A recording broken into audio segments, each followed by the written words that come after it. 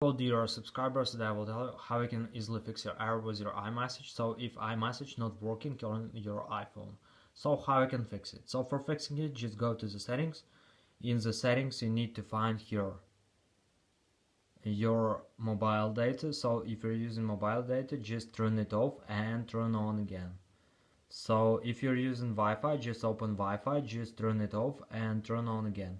Also you can try to restore your Wi-Fi router, so sometimes it also helps. Just try to turn on airplane mode, wait a few seconds and just turn it off. And if it doesn't help you, you can go to the general, just open software update and just wait until it will check for updates. And if you have here available updates, just download and install them on your iPhone.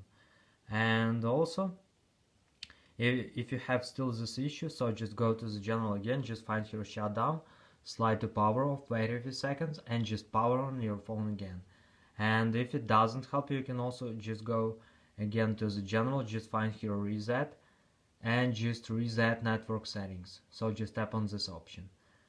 And the latest way you can try just might force restart, so it depends on model of iPhone you have, because I will tell you an example of iPhone X, iPhone 11 and iPhone 12. So iPhone with Face ID.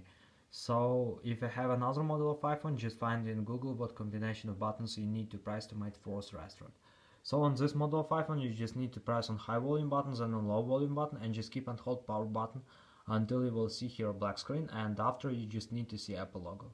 So when you will see Apple logo, it means that you successfully made force restart. So I hope that one of these methods will work for you. So thanks for watching, have a nice day, subscribe to my channel, click like and goodbye.